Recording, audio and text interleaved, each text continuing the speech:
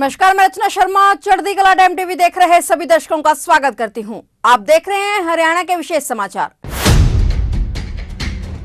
मुख्यमंत्री मनोहर लाल को प्रदेश के हर नागरिक की चिंता है। हरियाणा में लगातार बढ़ रही ठंड और शीतलहर को देखते हुए मुख्यमंत्री मनोहर लाल ने किसानों को बड़ी राहत दी है। सीएम मनोहर ने कहा कि प्रदेश में बढ़ रही ठंड और शीतलहर को देखते हुए सरकार ने रात के समय में अपने खेतों में सिंचाई करने वाले किसान भाइयों को बड़ी राहत देते हुए ट्यूबवेलों के लिए बिजली सप्लाई के शेड्यूल में बदलाव किया है। उन्होंने कहा कि ऊर्जा विभाग ने कुल 19 सर्कलों के 2 ग्रुप बनाए हैं। इनमें से 7 सर्कल नामत है करनाल, कैथल, सिरसा, फतेहाबाद, भिवानी, सोनीपत और जींद में बिजली प्रातःकाल 5 बजे से दोपहर 1 बजे तक मिलेगी। शेष सभी सर्कलों में प्रातः 10 बजे से लेकर शाम 6 बजे बिजली मिलेगी। इस निर्णय से किसानों की कठिनाई कम होगी और वे दिन के समय में अपने खेतों को सिंचित कर सकेंगे। मुख्यमंत्री ने कहा कि बिजली आपूर्ति का यह शेड्यूल जो शुरू किया गया है 31 जनवरी तक जारी रहेगा। 31 जनवरी के बाद इसकी पुनः समीक्षा की जाएगी और यदि आवश्यकता हुई तो इससे आगे भी बढ़ाया जाएगा। मेरे किसान भाइयों, जैसा हमको ये पता है कि बहुत ही ठंड और शीतलहर अब चल रही है और मैं स्वाभाविक है कि हरियाणा के किसान जो दिन में रात में कभी भी बिजली आने पर सिंचाई के लिए खेतों में जाते तो ठंड बहुत होती है।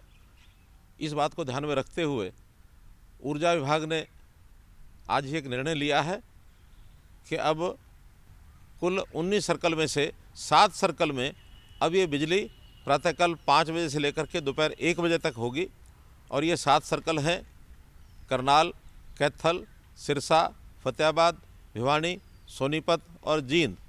इनको छोड़ करके बाकी जो सर्कल हैं उनमें सब में प्रातः 10 बजे से लेकर और शाम 6 बजे तक ये 8 घंटे बिजली राहत रहेगी ताकि किसानों की कठिनाई को समझते हुए ठंड से बचा जा सके।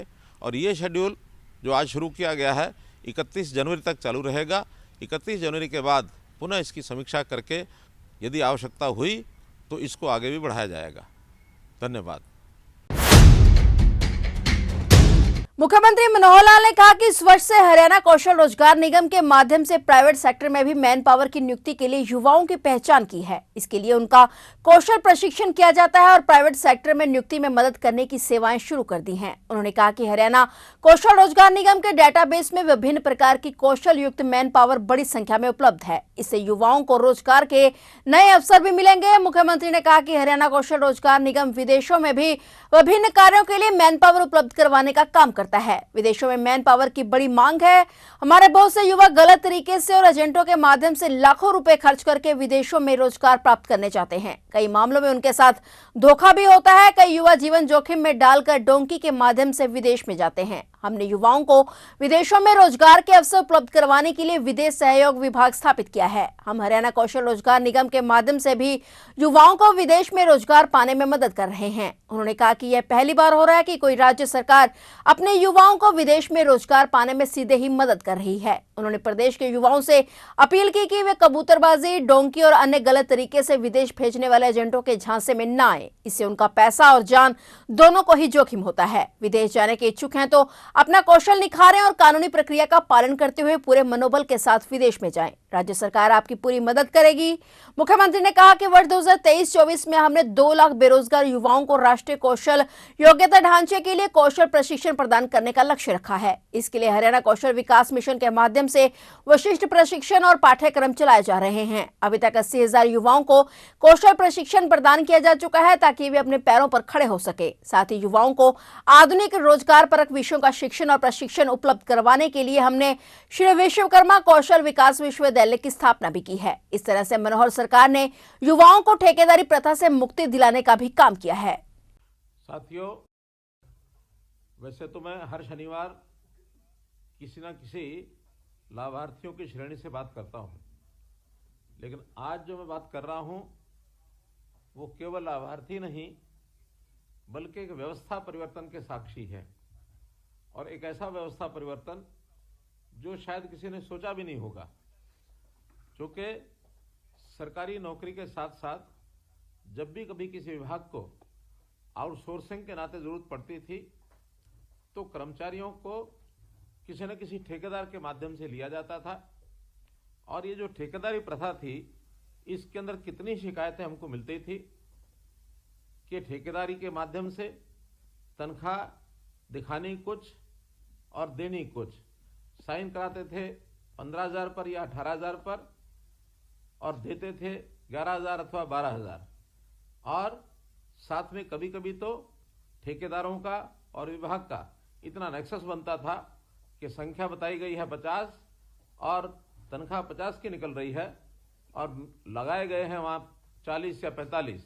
तो इस प्रकार के दोहरे नुकसान, सरकार का भी नुकसान और जो व्यक्ति लगते थे उनका भी नुकसान।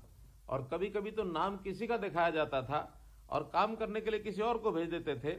रामचंद्र का नाम बताया, श्याम प्रसाद ने काम किया और मोहन प्रसाद को पैसे मिल गए और ये झगड़े लगातार बने रहते थे।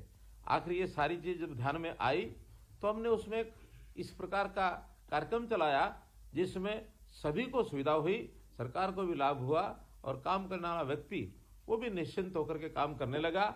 हमने शुरू किया हरियाणा कौशल रोजगार निगम और इस कौशल रोजगार निगम के माध्यम से एक प्रकार से ठेकेदारी प्रथा उसकी समाप्ति हुई, जो कि बहुत से ऐसे कर्मचारी संगठन जो थे पहले से मांग करते थे कि ठेकेदारी प्रथा को समाप्त किया जाए। इसमें जो लोग पहले से लगे हुए थे उनको भी उस ठेकेदारी प्रथा के माध्यम से उनके जो सब लाभ वो उनको मिलते नहीं थे। न उनको ईपीएफ मिलता था, न ईएसआई का लाभ होता था और न ही लेबर वेलफेयर फंड के माध्यम से उनके परिवारों की चिंता की जाती थी। जब हमने ऐसे पुराने सब लोगों को भी हरियाणा कौशल रोजगार निगम अर्थात HKRN में उनको पोर्ट कर लिया है और नए भी लोगों की जो आवश्यकता डिपार्टमेंट्स की थी उसकी पूर्ति भी HKRN के माध्यम से ये की जा रही है। अगर मैं संख्या के बारे में बताऊं तो आज 1,08,000 लोग ऐसे हैं जो पहले से काम कर रहे लोग वो HKRN पोर्टल पर पोर्ट हुए हैं और 17,785 ऐसे नए लोगों को भी इसमें रोजगार दिया है। तो इस प्रकार से एक पारदर्शी तरीके से इस काम को किया गया है। अब जो नए लगते हैं उनको कोई किसी की सिफारिश से, न किसी नेता की सिफारिश से, बल्कि एक मेरिट के आधार पर उनकी परिवार की आय कितनी है, व्यक्ति की योग्यता कितनी है और व्यक्ति रहता कहाँ है, क्योंकि कम आय होने के नाते से योजना बनाई गई कि जहां व्यक्ति की आवश्यकता है काम करने की उसी ब्लॉक या उसके आसपास का व्यक्ति ही नौकरी मिले, ताकि इतनी कम आय में अगर वो 100 किलोमीटर 150 किलोमीटर दूर जाता है तो उसके आने जाने की कठिनाई या वहां रहने की कठिनाई, इसको भी हमने ध्यान किया है। तो इस प्रकार से हमने जो पहले चरण में ऐसे लोगों को नौकरी दी जिनकी परिवार की आय 1 लाख रुपया या इससे कम थी, दूसरे चरण में 1 लाख रुपए से लेकर के 1,80,000 रुपए तक की जो आय के परिवार थे उनको नौकरी दी है। तो ऐसे जो सब एक योग्य प्रकार से इस काम को हमने आगे बढ़ाया है और न केवल नौकरी दी बल्कि इसके बाद हमने जो सरकारी कर्मचारियों को सुविधाएं मिलती हैं उनमें भी बहुत सुविधाएं दी हैं। 10 आकस्मिक अवकाश, ऐसे ही 10 मेडिकल अवकाश और महिला कर्मचारियों के लिए मातृत्व अवकाश, इसकी भी सुविधा हमने दी है। जैसे आयुष्मान भारत और चिरायु योजना के अंतर्गत जो योजना बनाई गई उसमें ऐसे सब लोगों को, क्योंकि ये श्रेणी 1,80,000 से लेकर के 3 लाख की आय के बीच में आते हैं, तो मात्र 1,500 रुपया उसका प्रीमियम देने के साथ ही उनको ये सुविधा उपलब्ध कराई गई। 1,500 रुपया एक साथ देने के बजाय मासिक 125 रुपया अपनी सैलरी में से कटा करके और इस सुविधा को इनको मुहैया कराया गया है, ताकि स्वास्थ्य की दृष्टि से ऐसे सब परिवारों की ये जो आयुष्मान योजना 5 लाख रुपए प्रति परिवार, इसका सुलभ एक व्यवस्था इनके लिए की जा सके। केवल इतना ही नहीं, तो हमने इस पोर्टल के माध्यम से प्राइवेट नौकरियों को भी यानी एक प्रकार से देने के लिए योजना बनाई है। जो प्राइवेट एंटरप्रेन्योर हैं, उद्योगपति हैं, वो भी इस पोर्टल के माध्यम से नौकरी प्राप्त कर सकते हैं। विदेश में रोजगार के लिए भी, क्योंकि युवा शक्ति बहुत बड़ी आकांक्षा रखते हैं कि हम विदेशों में जाकर रोजगार करें। बहुत शिकायतें आई हैं कि वहां गलत तरीके से युवा एजेंटों के माध्यम से लाखों रुपया खर्च करके विदेशों में रोजगार के लिए जाते हैं और वो भी इलीगल तरीके से डोंकी आदि का जो एक प्लेटफॉर्म बना कि डोंकी जंप के माध्यम से उनका एक टेस्ट आदि लेकर के उसको भेजने लगे और बहुत से लोगों की तो जान जोखिम में भी आ गई। तो इसको ठीक करने के लिए हमने हरियाणा का जो हमारा विदेश सहयोग विभाग है उसके माध्यम से विदेशों में नौकरी देने का कार्यक्रम शुरू किया है। हाल ही में इजराइल, दुबई और यूनाइटेड किंगडम द्वारा मैन पावर की जो मांग की गई है, हमने विज्ञापन के माध्यम से ऐसे 10,000 से ऊपर लोगों को और उनको रोजगार देने के लिए रजिस्ट्रेशन करने के लिए कहा है। और मुझे खुशी है बताते हुए कि लगभग 5,000 लोग ऐसा रजिस्ट्रेशन कर चुके हैं और अभी तो समय पर्याप्त बाकी है। इस समय में यदि लोग रजिस्ट्रेशन करते हैं तो उनका प्रशिक्षण करा करके और उनको विदेशों में भेजा जाएगा। 25 से 40 साल के युवा युवतियां इसके अंदर अपना आवेदन कर सकते हैं और इन देशों में श्रमिक, सिक्योरिटी गार्ड, स्टाफ नर्स आदि के जो काम हैं इसको जो है उनके अंदर भेजा जाएगा।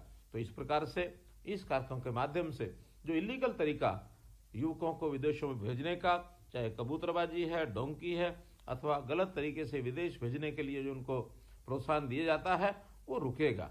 और हमने तो यहाँ तक भी कहा है कि विदेश जाने के लिए जो नौजवान हमारी जो पढ़ाई करके कॉलेज से अथवा यूनिवर्सिटी से निकलते हैं, ग्रेजुएशन पोस्ट ग्रेजुएशन के बाद उनको फ्री पासपोर्ट देने की व्यवस्था भी मैंने की है। हजारों ऐसे बच्चे फ्री पासपोर्ट लेकर के भी बाहर निकले हैं ताकि विदेश जाने के लिए उनको ये सुविधाएं ये दी जा सके। तो मेरा आपसे निवेदन है कि यदि आप HKRN के माध्यम से अपना नाम सूची में लिखाना चाहें ताकि हमारे पास एक डाटा बैंक ये तैयार रहे कि आपकी योग्यता के हिसाब से, आपकी रैंकिंग के हिसाब से कहीं भी आपको नौकरी दिलाई जा सके, तो आप आज ही जो पोर्टल हमारा बना है hkrnl.iti.haryana.gov.in इसको खोल करके इस पे अपना पंजीकरण करें ताकि आप भी एक जिसको कहना चाहिए पंक्ति में एक क्यू में लग जाएं कि आपके रैंकिंग के हिसाब से आपको भी काम की ऑफर दी जा सके।